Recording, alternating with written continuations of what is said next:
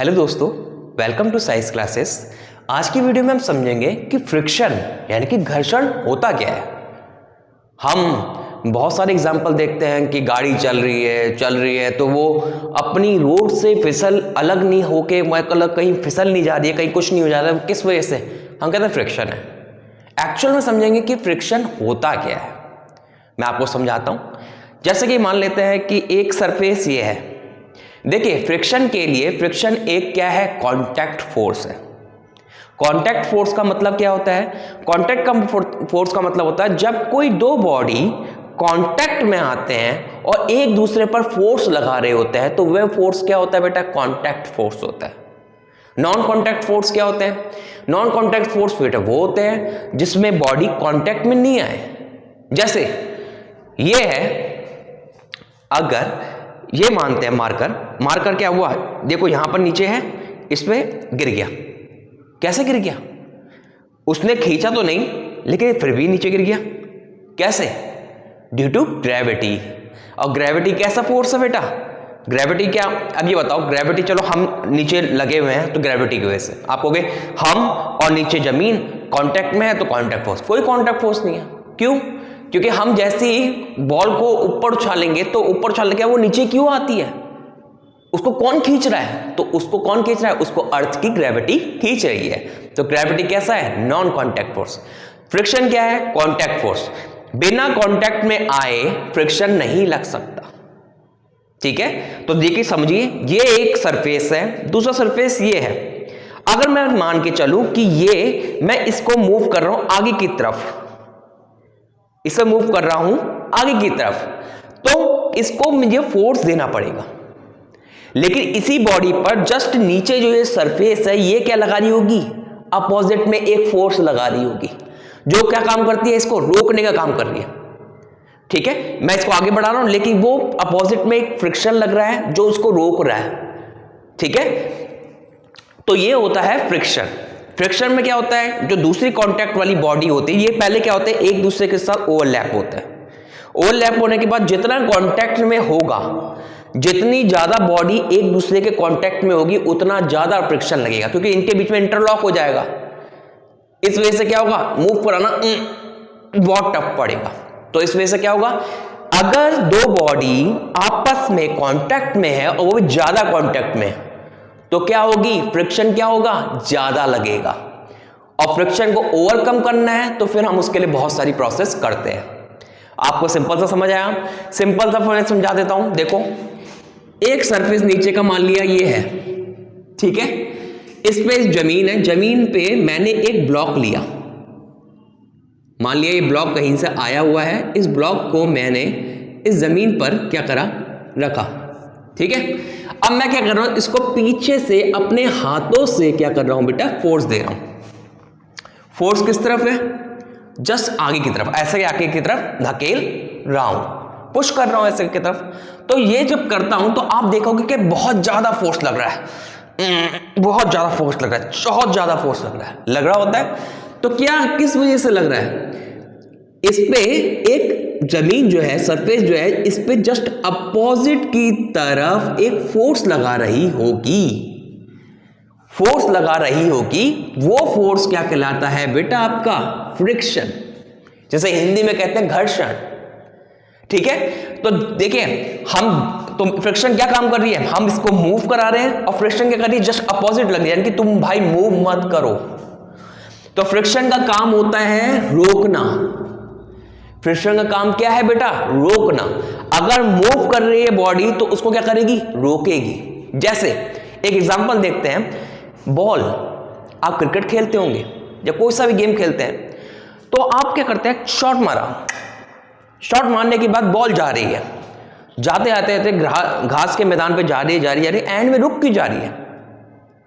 क्या उसको, जब तक मैंने कहा खिलाड़ी ने रोका नहीं है, वो रुक क्यों जा रही है? ऐसा मारा, उसको शॉट मारा, शॉट मारते ही वो आगे बढ़ जानी चाहिए, जाते ही जाते दूर तो चली जानी चाहिए थी।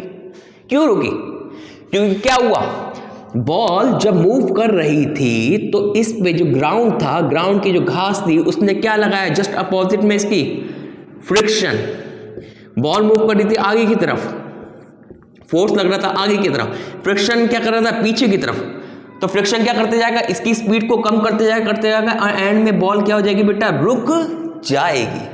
तो बॉल का रुकना किस वजह से, ड्यू टू फ्रिक्शन। ठीक है, अब क्या होता है, एक चीज इसमें और समझिए, एक होता है बैलेंस फोर्स, एक होता है अनबैलेंस फोर्स। ठीक है, बैलेंस फोर्स सिंपल क्या होता है, जैसे ये ब्लॉक था, ये ब्लॉक था, इस ब्लॉक को मैंने पीछे इधर से आगे से फोर्स दे रहा हूं, सिंपल सा है, इस ब्लॉक को आगे से फोर्स दे रहा हूं, लेकिन ये ब्लॉक हिल तक नहीं रहा है, ऐसा का ऐसा ही है। ठीक है, तो इसका मतलब इस पे जस्ट अपोजिट पे कोई फ्रिक्शन फोर्स लगा रहा होगा ना, क्योंकि जब बॉडी आपस में कांटेक्ट में है तो इसका मतलब क्या हो रहा है, इनमें आपस में फ्रिक्शन फोर्स लग रहा है। मैंने बॉडी पे आगे लगाया, फ्रिक्शन फोर्स पीछे लगा, तो क्या हुआ, अभी क्या हुआ है, जब दोनों फोर्स मान लीजिए 2 का लगाया और 2 का ही फ्रिक्शन फोर्स पीछे की तरफ लग रहा है, तो बॉडी हिल पाएगी। मैं इधर से लगा रहा हूं 2 न्यूटन का फोर्स, उधर से दोस्त लगा रहा है 2 न्यूटन का फोर्स इधर से, तो क्या ये ब्लॉक हिल पाएगा? जब 2 इधर लग रहा है 2 उधर लग रहा है, तो क्या कर रहे हैं, एक दूसरे को बैलेंस कर दे रहे हैं। तो ये जो बैलेंस करना क्या कहलाता है, बैलेंस फोर्स। बैलेंस फोर्स क्या होता है, जिसमें सिंपल सा अपोजिट फोर्स क्या कर रहे हो, काम कर रहे हो, अपोजिट फोर्स लग रहे हो, और जो भी क्या हो सेम मैग्नीट्यूड के हो। ठीक है, अगर 2 है तो ये भी 2। अब मान के चलिए यहां पर मैं कर देता हूं 3 और वहां 2। अब ये लगाइए, एक है बिल्कुल हट्टा खट्टा इंसान, एक है थोड़ा कमजोर इंसान।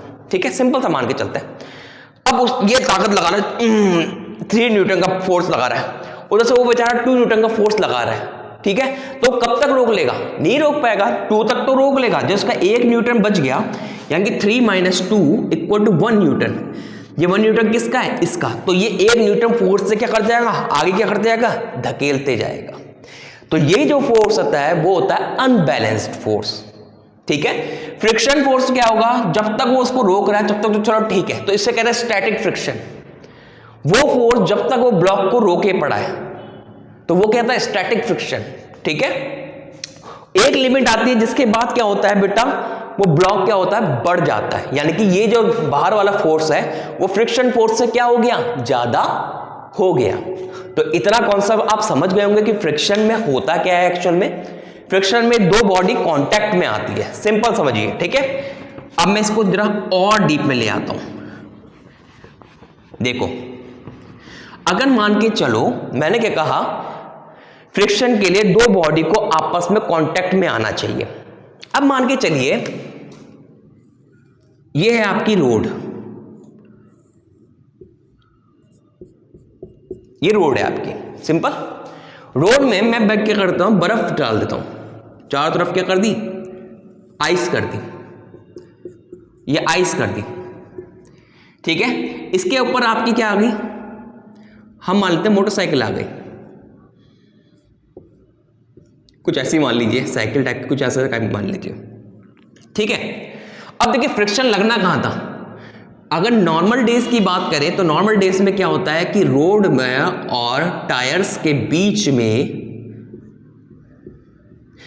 रोड और टायर के बीच में क्या लगता है, फ्रिक्शन लगता है, जिस वजह से ये क्या करती है, फ्रिक्शन क्या करता है, इसको रोकता है और ये बॉडी आगे बढ़ी होती है, जिस वजह से क्या होता है, सड़क पे साइकिल मोटरसाइकिल चल पाती है। अब क्या हुआ, मैंने क्या बताया था, कांटेक्ट में होना, 2 बॉडी का आपस में कांटेक्ट में होना। अब देखो, ये तो था सरफेस नीचे का, इसमें ऊपर से कौन आ गई, बर्फ, आइस आ गई, उसके ऊपर क्या आ गया, साइकिल का टायर, सिंपल, ये साइकिल का टायर। अब देखो, ये है सरफेस, ये है साइकिल का टायर, ये दोनों आपस में कांटेक्ट में हैं,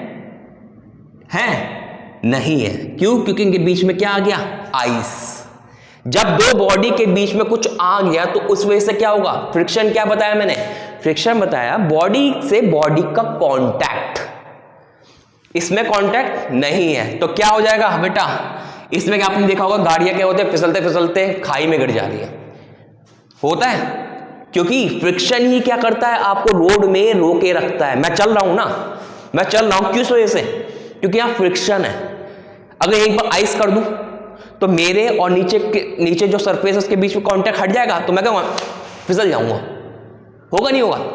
यहीं पर ऑयल कर दूं, पूरे उसमें ऑयल कर दूं, पूरे उसमें ऑयल कर दिया। ऑयल करने से क्या हुआ बेटा, मेरे और नीचे सरफेस के बीच में क्या आ गया, ऑयल आ गया। तो देखो दो चीज है आपस में कांटेक्ट में होगी तभी फ्रिक्शन काम करेगा, और इनके बीच में अगर कोई आ गया तो ये काम नहीं करेगा। तो इस वजह से क्या होगा, हम ऑयल में क्या करते हैं, फिसल जाते हैं। क्यों फिसल गए, ड्यू टू लेस फ्रिक्शन। समझ में आया।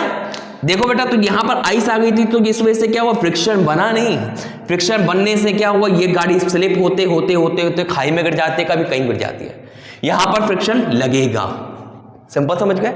अब क्या होता है, जैसे फ्रिक्शन को, जैसे आपका जो टायर होता है, हमें क्या करना था, सिंपल, अगर हमें चलना है, हमें मूव करना है, तो फ्रिक्शन जरूरी है। बिन फ्रिक्शन के हम चल नहीं सकते।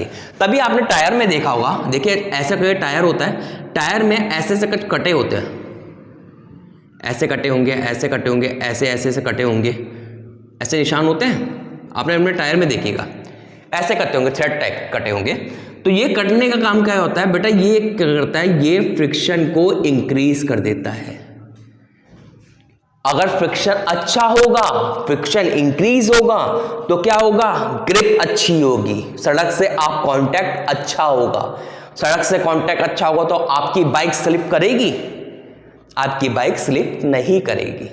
तो बेटा देखो, जिनके उसमें से ये चीज हट जाती है, कहते हैं ना टायर घिस गया, टायर घिसने से क्या होगा, ये चीज हट जाएगी, तो बेटा क्या होगा, ये चीज फ्रिक्शन को क्या कर देगा, ये फ्रिक्शन को कर देगा कम, और फ्रिक्शन को कम करने से क्या होगा, आपकी साइकिल वो क्या होती है, एकदम से ब्रेक मारते ही फिसल जाती है। तो बेटा ये पूरा का पूरा फंक्शन था फ्रिक्शन का। अगर आपको वीडियो अच्छी लगी हो तो आप लाइक करिएगा, बाकी आपको कोई भी प्रॉब्लम आती है मुझे कमेंट कर दीजिएगा। Thank you.